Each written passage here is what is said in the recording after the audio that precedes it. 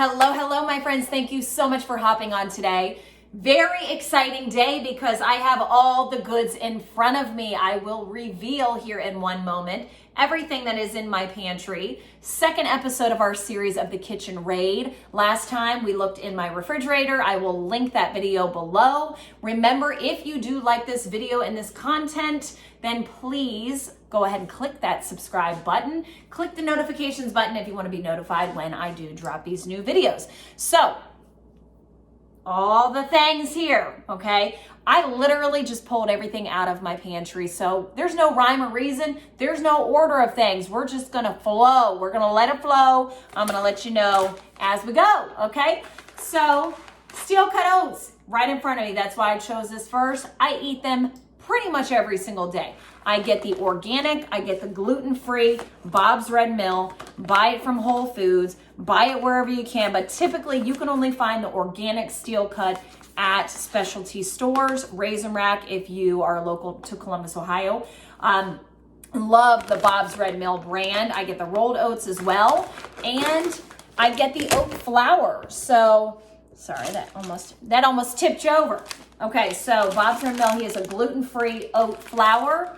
Ideal for baking. I think that if any of you are still using white flour, unless you're a baker, I just think that there's so much benefit from tweaking the flour. I have not owned white flour in God knows, I don't even know how many years. Okay, so with that being said too, almond flour is a great alternative.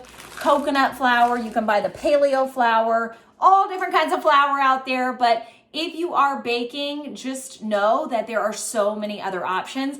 As I'm talking about that, I'm looking at my big bag of quinoa, Kirkland's brand, good old Costco. Drop some love for Costco in the comments.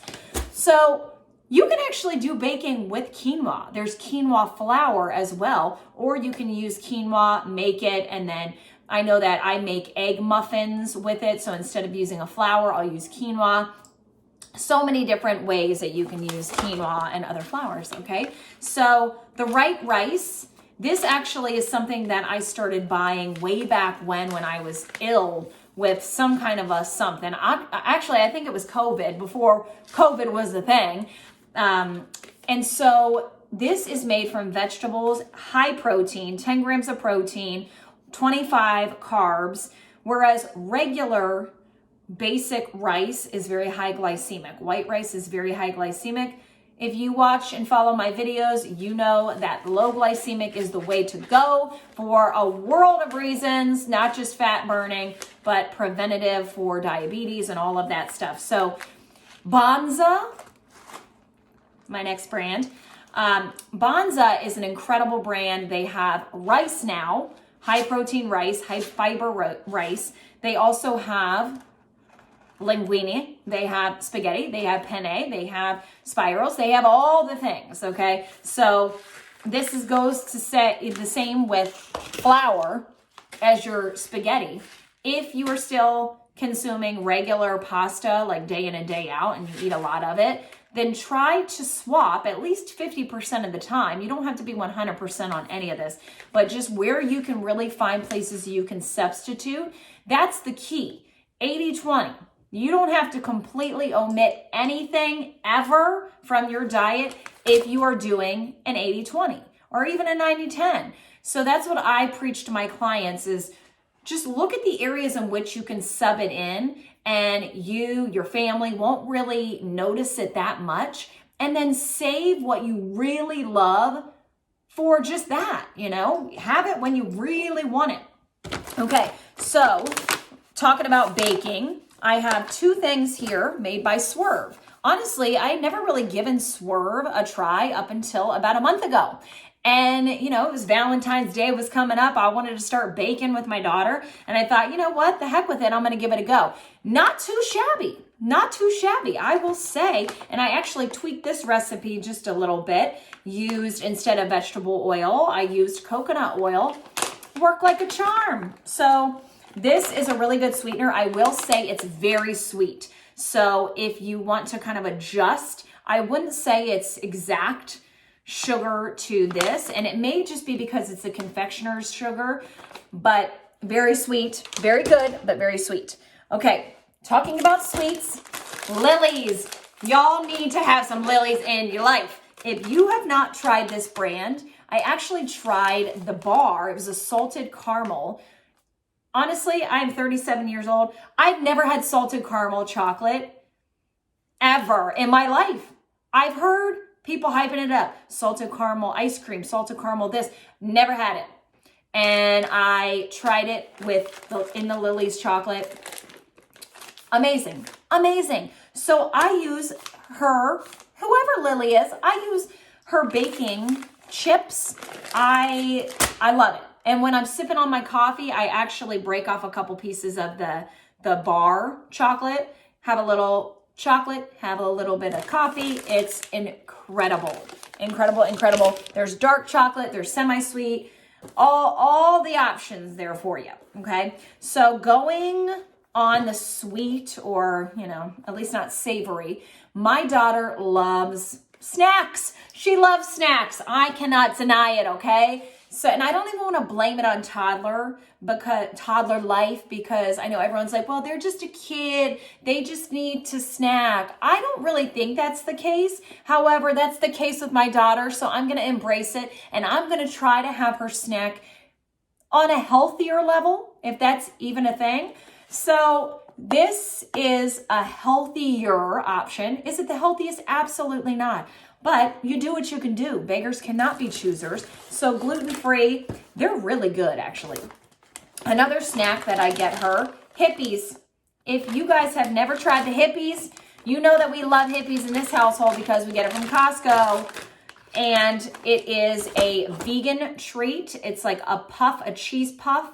So good, high protein, high fiber, so healthier snack. Hippies also makes, this is called straight up sea salt tortilla chips. I actually haven't even tried these yet. They've been in my pantry quite some time. Hopefully, let me even check the expiration date. Good God, I only have a couple months until it expires, which is a great point to make.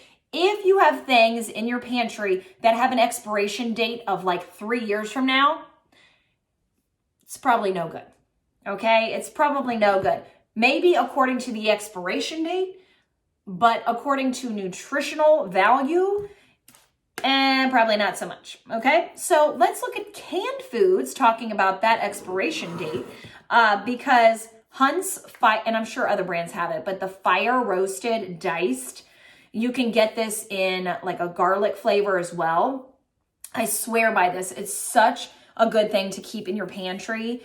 And you can do a ton of different things. You can make a quick spaghetti sauce. You can make just all different things. But I do suggest that because the fire roasted just gives it an extra something that regular doesn't have.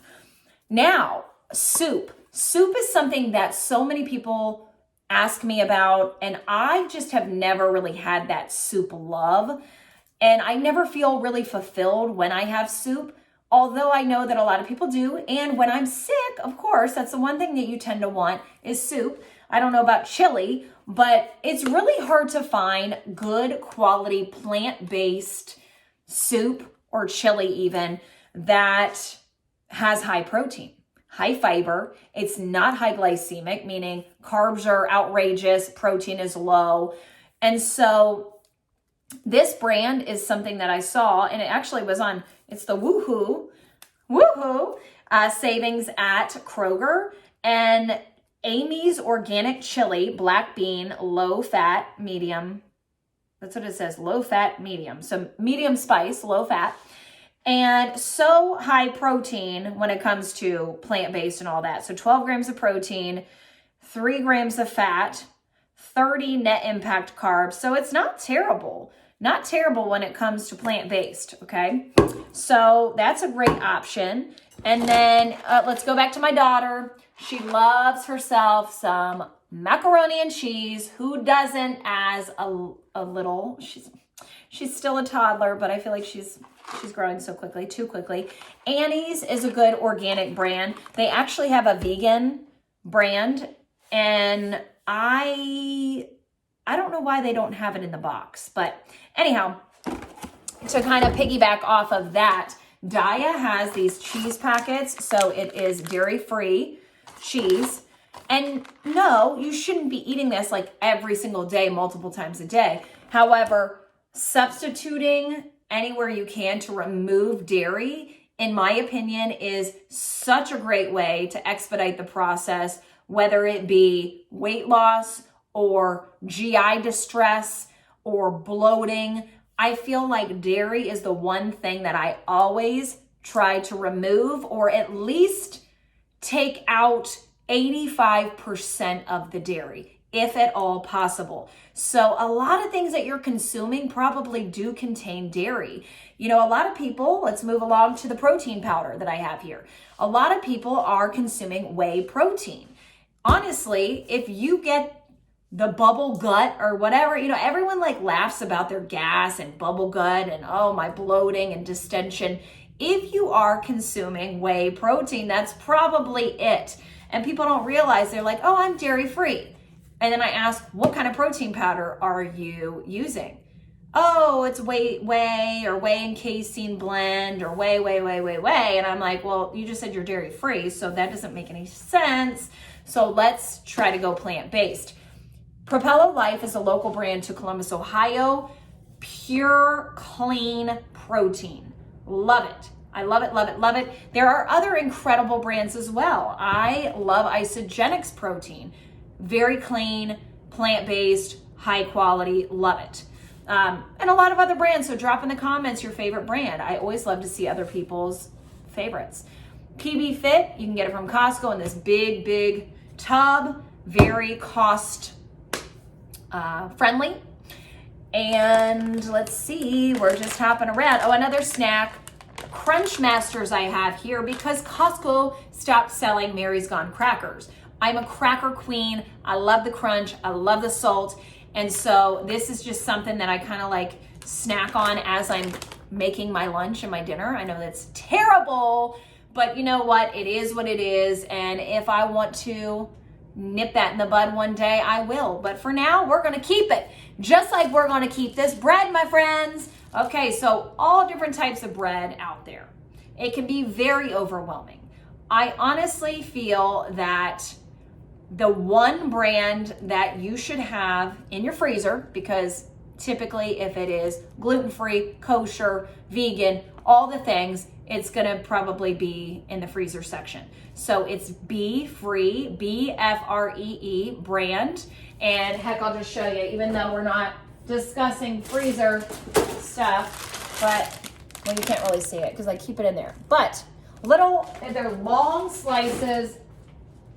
Anyhow, that's the best of the best. I have looked at every single ingredient, every single nutrition label on bread. That is the best you're gonna find. So with everything else, you wanna just go multi-grain, you wanna have the oats and the seeds and all that. You don't wanna have something that doesn't have any texture or anything to it, okay? So there's a way to eat bread in a healthier way, hacks that I teach my clients. So I will save those hacks for my clients, but we'll just kind of keep going in that regard. Okay, so Paleo, this is, what is this brand? I gotta open it up, gosh darn it. Birch Benders pancake mix. So I don't typically make this just as is, but I will make my own protein pancakes and I'll add to it, make it a little bit more lower glycemic and all of that jazz. And then I always make bulk and then I freeze and kind of use for a different day. So, and if any of you guys are like, oh my gosh, I would really like some of these recipes and tricks, you can always click the link. I'll put my blog, healthylifebalance.net, in the content below. And if you would like any kind of customized plan, then definitely fill out the link in my bio for the application. Not link in my bio, but I'll put the application link in the content below as well. So coconut, shredded coconut, unsweetened, I might add. The neat egg, I don't do a lot of egg. I'm pretty much vegan, but I'll do egg from time to time. But when I'm baking, sometimes I'll use the neat egg. It's basically just flaxseed. or this one's chia seeds, but you can also do like a flax egg. So garbanzo beans and chia seeds is this one. Okay, and okay, so I'll show you a couple other things. I know we're kind of running out of time because you don't want to be watching me all night. Nut pods is a great creamer. Nutritional yeast, very high protein, very high in other amazing things. And then Primal Kitchen is a great brand for salad dressing, okay? So another Costco find. And then I'm a teriyaki queen lover. Like, I love teriyaki, so I always get low sodium. And then also the last thing I want to show you guys is kashi. Now, cereal's a little bit tricky, okay? Because typically when you see high protein, it's coming from soy. And there's this whole big thing around soy. Soy is so bad for you. Well, you want to make sure that you're having certified organic. You really want to make sure that the bulk of what you're consuming from soy is coming from whole fermented sources like tempeh, edamame, tofu, miso. Those whole forms are so much better for you than if you're getting, flakes and particles and all of that. And typically, I don't know if particles is actually a thing, but I just kind of added that in there. But typically when you see high protein, one of the first like 3 ingredients is going to say soy flakes. Now, luckily, non-GMO for kashi it's not genetically modified, okay? But the problem with that is that soy flakes is the second ingredient, cane sugar is the third. So I do want to bring awareness to that, because as much as people think kashi is such a great brand, it's so healthy, it's high protein, you also want to consider the ingredients and what else you're consuming in your diet. So obviously I have 3 kashi. I actually have 4. I have 4 different kashi boxes, mainly because my daughter loves cereal.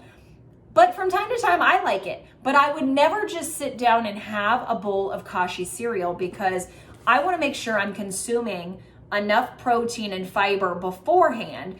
And that's just a little hack, that if you're going to consume a higher carbohydrate food, you want to eat it after you already have protein and fiber in your body, because the overall glycemic index of that meal is going to be lower, even if the calories are higher, okay? But this is for someone that is following a low glycemic meal plan. Now, if you're just macro counting or you're just calorie counting and none of the glycemic index even matters to you, then tossing it in and having this hack isn't really going to be beneficial for you on like a greater scale, whereas someone that is following a low glycemic nutrition plan is going to really reap the benefits of it. Okay, so that's just kind of a side note here, but same thing. So this one we're going to look, and the cane syrup is the third ingredient, honey is the second, and soy grits. So that's expelled pressed soy grits. So again, luckily it's non-GMO, but this is the soy that you don't want to over consume. Just be aware of it. Now, when I saw the Kashi Go, I think it's called Keto Go, keto friendly, grain free, I just had to give it a go, because honestly, everything is keto. It's like hyped up. Everywhere you go, there's like kiosks full of keto this, keto that. And usually the ingredients are junk. So I kind of just browse the ingredients for a hot second. Lentil protein is the first ingredient. I was like, what? Say what? Sunflower oil, second ingredient. Chickpea flour, third ingredient. Pea protein, 4, tapioca starch. I was like, okay, this, in my opinion, is so much better than these, okay? So 1 cup serving, typically, like the other ones are like a third of a cup, or not of a third of a cup, 3/4 a cup, 1 cup. So anyhow, things to remember when you're looking at the cereal boxes is just be aware of genetically modified soy in general, and you want to look to see the whole breakdown of is it high glycemic, medium, low? If it's high, try to consume some protein, some fiber beforehand, and then have it at the end of your meal as kind of your dessert. So it's so interesting to me because cereal, pancakes, waffles, things like this, muffins are considered breakfast foods, but they're dessert. A lot of them are dessert. So if you want it, then treat it as such and just have it at the end of a meal. But to treat it like it's a meal is probably where everything started going south years ago. And, it's like everyone's just a little bit off track. So we're going to try to reel it back in. We're going to try to reel it back in and just bring it back to center. Okay, so I'm going to end there. I've taken 20 minutes of your life. Thank you so much for just sticking with me. Okay, and sharing is caring. So please share this link if you find this information valuable, and I will talk to you very soon.